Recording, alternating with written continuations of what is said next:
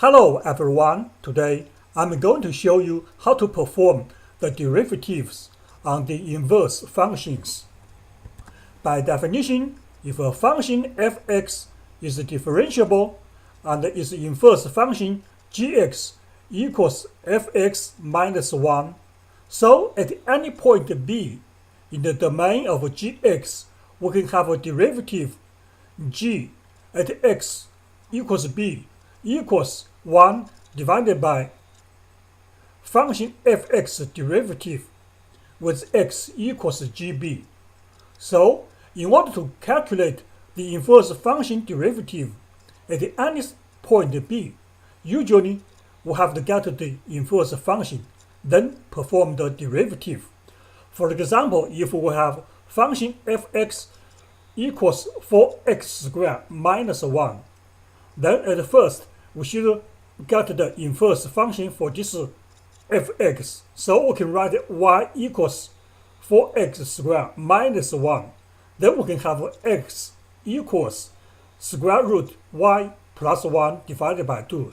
Then we can use y replace x and x replace y. Then we can have the inverse function gx equals square root x plus 1 divided by 2. Of course, we can perform the derivative on the inverse function gx. However, we can also use this expression to get the derivative on the inverse function. So we have to perform the derivatives on the function f(x), which is 8 times x. Then we can have gx derivative equals 1 divided by f(x) derivative with x equals gx. So we just replace x with gx. Then we can have gx derivative equals square root x plus 1 divided by 4 times x plus 1.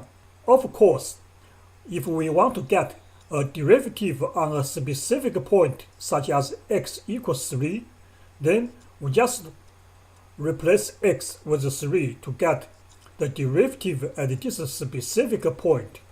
However, sometimes we have to use the property that the function f(x) and its inverse function f(x minus 1) is symmetric against the line y equals x.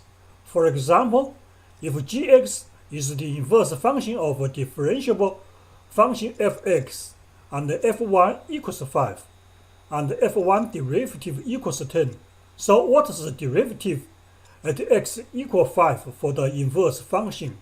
So in this question, we don't have an explicit expression for the function f(x).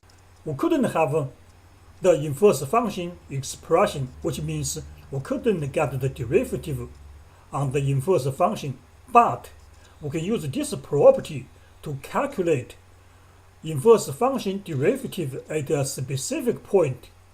In this case, is x equals 5. So based on this expression, gx derivative equals 1 divided by f(x) derivative with x equals gx. So we know that gx is the inverse function of f(x), which means x in the domain of gx should be equal to the range in the function of f(x), such as f1 equals 5, which means g5 should be equals 1. So we can have gx derivative at x equals 5 equals 1 divided by f(x) derivative with x equals g5. However, we already know g5 equals 1. So this expression becomes 1 divided by f(x) derivative at x equals 1. Here, f(x) derivative at x equals 1 equals 10. So we can have the inverse function derivative at x equals 5 equals 1 divided by 10. So that's all for today. Thank you for watching.